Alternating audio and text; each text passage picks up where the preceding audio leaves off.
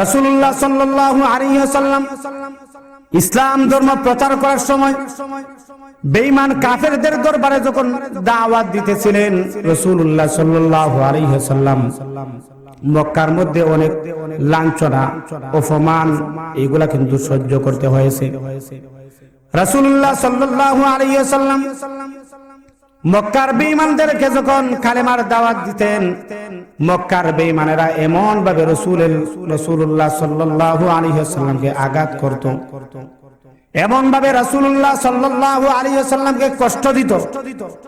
একবার রাসূলুল্লাহ সাল্লাল্লাহু আলাইহি ওয়াসাল্লাম যখন কালেমার দাওয়াত দিতেছেন, কালেমার দাওয়াত দেওয়ার সঙ্গে সঙ্গে রাসূল যখন বলছেন লা ইলাহা ইল্লাল্লাহ, তোমরা যদি কালেমা পড়ো তাহলে তোমরা সাকসেসফুল হয়ে যাইবা।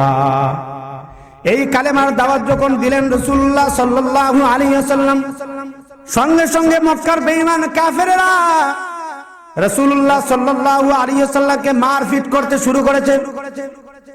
এমন ভাবে মারতে লাগলো, রাসূলকে মারতে মারতে শেষ পর্যন্ত এই যে একটা চাদর রয়েছিল, এই চাদর মুবারক দিয়ে রাসূলুল্লাহ সাল্লাল্লাহু আলাইহি ওয়াসাল্লামের এই যে মাথা মুবারক রয়েছে, চেহারা মুবারক পর্যন্ত এইভাবে দেখে ফেলেছে। এত অত্যাচার, এত নির্মম অত্যাচার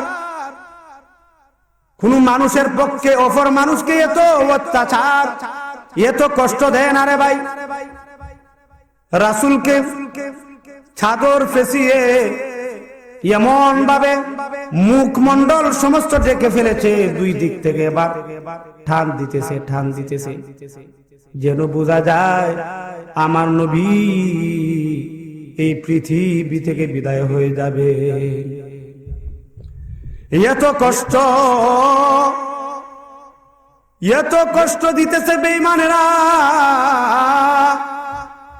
আর আমার নবী চোখের পানি ফেলে দিয়া কান্দে। এরপরও বেঈমানদের পক্ষে কখনো বদদুয়া করে নাই। রাসূলুল্লাহ সাল্লাল্লাহু আলাইহি ওয়াসাল্লামের দুনিয়ার জীবনে সব চাইতে বড় বন্ধু ছিলেন হযরত আবু বকর সিদ্দিক রাদিয়াল্লাহু তাআলা আনহু। ছোট্টবেলায় যখন রাসূলুল্লাহ সাল্লাল্লাহু আলাইহি ওয়াসাল্লাম শৈশবকালে যখন শিশু বয়সে যখন উপনীত হয়েছিলেন, সামান্য যখন বুঝ ছিল রাসূলের, তখন আবু বকর রাদিয়াল্লাহু তাআলা আনহু পাশে এসে দাঁড়িয়েছিলেন। তারা দুইজন ছিলেন দুনিয়ার জগতে যেমন ভাবে পরম বন্ধু, আবার আখিরাতের জগতেও থাকবেন পরম বন্ধু। এবার আবু বকর সিদ্দিক রাদিয়াল্লাহু তাআলা আনহুর দরবারে খবর গেল, হে আবু বকর, তোমাদের নবী তোমার বন্ধু মুহাম্মদকে মক্কার বেঈমানেরা এমন ভাবে কষ্ট দিতেছে, এমন ভাবে মারপিট করতেছে। হে আবু বকর, আমাদের মনে হয় রাসূল এই পৃথিবীর মধ্যে আর থাকবে না।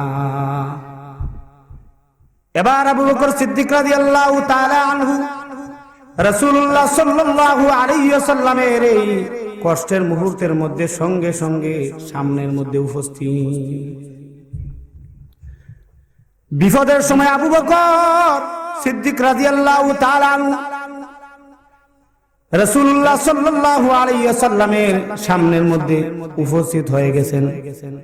এবার আবু বকর রাদিয়াল্লাহু তাআলা আনহু মক্কার বেঈমানদেরকে উদ্দেশ্য করে বলতেছেন, হে মক্কার বেঈমানেরা, তোমরা শুনো, কাকে তোমরা এই পৃথিবী থেকে বিদায় করে দিতে চাচ্ছ, কাকে তোমরা এই দুনিয়া থেকে তোমরা চলে দিতে চাচ্ছ, কাকে তোমরা হত্যা করার জন্য প্রচেষ্টা করছো, এই ব্যক্তি হলেন ওই মুহাম্মদ, যেই ব্যক্তি নাকি মানুষের মধ্যে সব সময় বন্ধুত্বের আহ্বান করেন।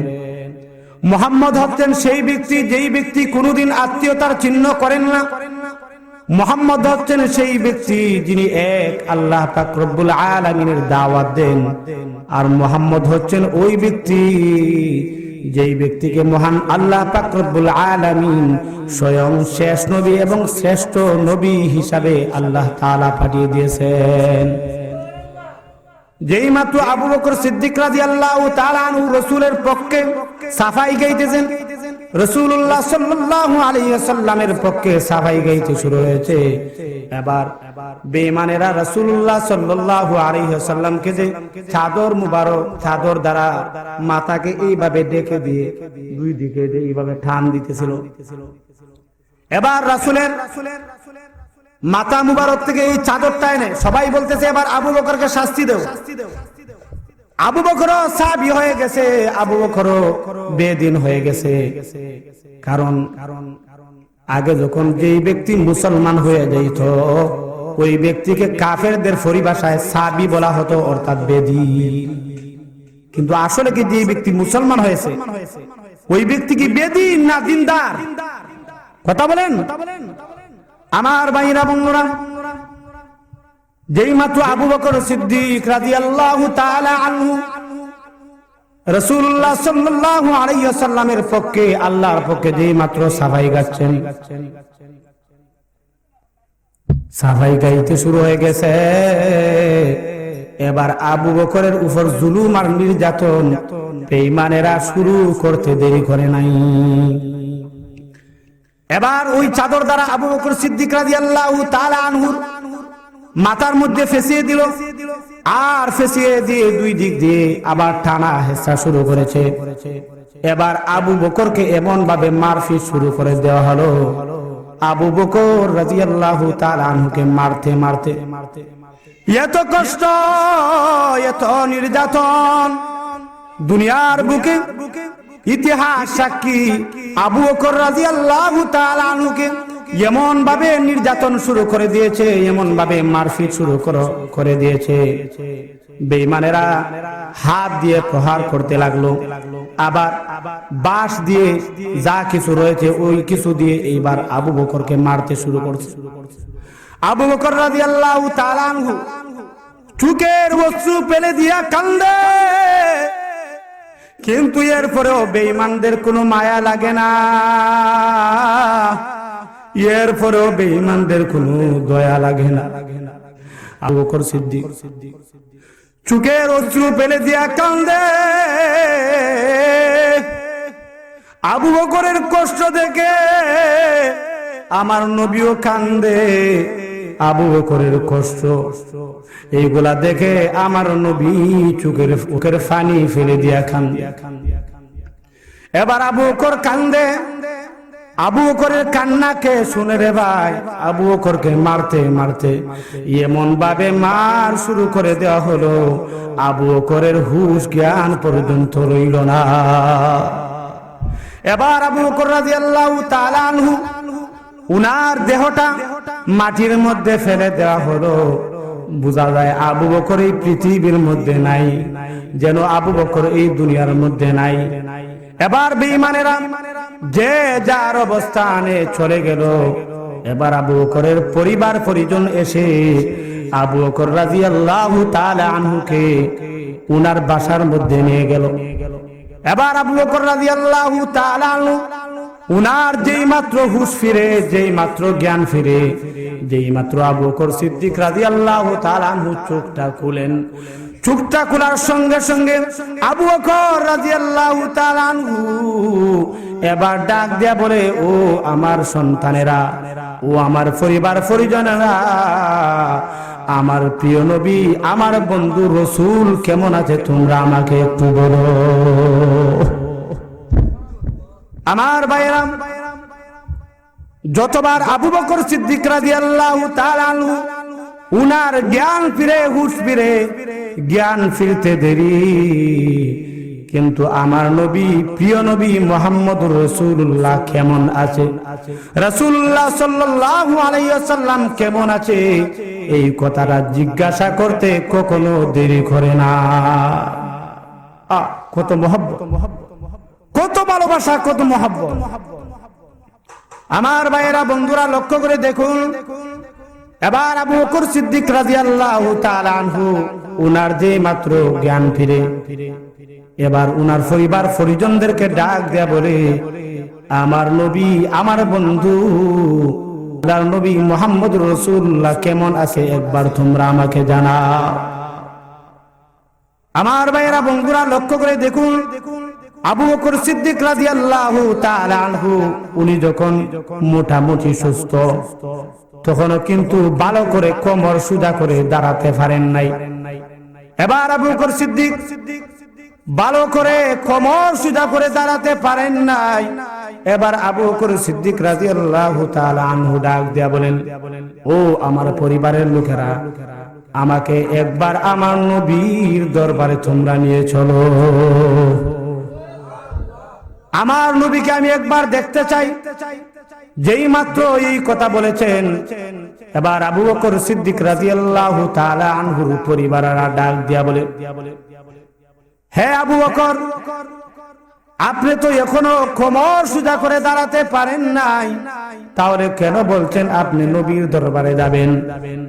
আপনি যখন পরিপূর্ণ সুস্থ হয়ে যাবেন, তখন ওই সময় আপনার বন্ধু রাসূলুল্লাহর দরবারে আপনি যাবেন।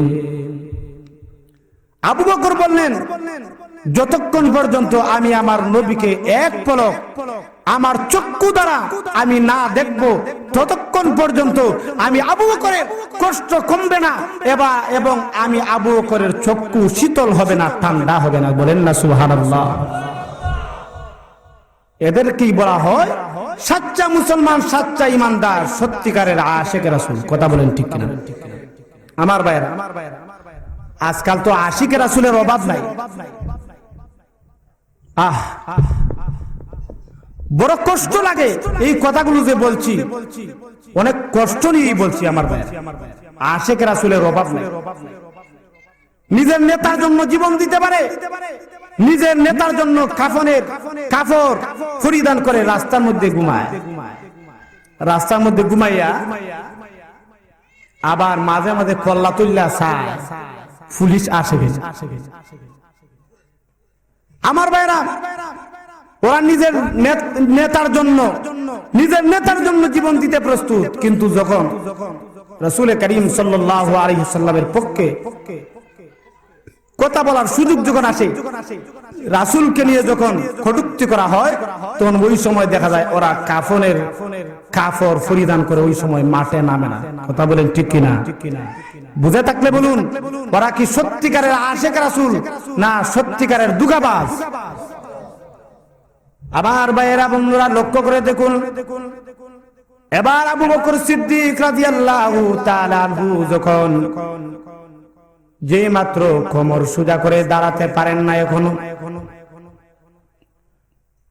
এখনো পর্যন্ত আবু বকর সিদ্দিক কোমর সোজা করে দাঁড়াতে পারেন নাই। এর একমাত্র কারণ হচ্ছে বেঈমান কাফেররা যখন আবু বকর সিদ্দিক রাদিয়াল্লাহু তাআলা আনহুকে আহত করেছিল, আবু বকর সিদ্দিক রাদিয়াল্লাহু তাআলা আনহুকে যখন বেঈমানরা এত মারপিট করেছিল, এত জুলুম নির্যাতন করেছিল, আবু বকর এই জুলুম নির্যাতনের শিকার হয়ে আবু বকর সিদ্দিকের কোমর পর্যন্ত ভেঙে ফেলেছিল। এই জন্য আবু বকর কোমরটা সোজা করে দাঁড়াতে পারেন না। আবু বকর বললেন, আমারে আমার নবীর দরবারে নিয়ে যাও। দুই তিনজন আবু বকর সিদ্দিক রাদিয়াল্লাহু তাআলা আনহুকে ধরে ধরে রাসূলের দরবারে নিয়ে গেছে। রাসূলের দরবারে আবু বকরকে যেই মাত্র নিয়ে যাওয়া হয়, রাসূলুল্লাহ সাল্লাল্লাহু আলাইহি ওয়াসাল্লাম আবু বকর সিদ্দিক রাদিয়াল্লাহু তাআলা আনহুকে যখন দেখলেন, এবার আবু বকর রাদিয়াল্লাহু তাআলা আনহুকে নবীজি বলেন, ও আবু বকর, এখন কেমন আছো? আবু বকর রাদিয়াল্লাহু তাআলা আনহু উনি এত অসুস্থ, খারাপ থেকে এরপরে বলেছে, আলহামদুলিল্লাহ ভালো আছি। রাসূল ডাক দিয়ে বলেন, আবু বকর, তুমি তো এখনো ভালো নাই। ও আমার মুসলমান ভাইরা, আবু বকর তো এখনো ভালো নাই, কিন্তু যেই মাত্র রাসূলকে দেখেছেন, এই জন্য আবু বকর সিদ্দিক রাদিয়াল্লাহু তাআলা আনহু মানসিক যেই অবস্থা ছিল, শারীরিক যেই অবস্থা ছিল, এটা অনেকটাই পরিবর্তন হয়ে গেছে।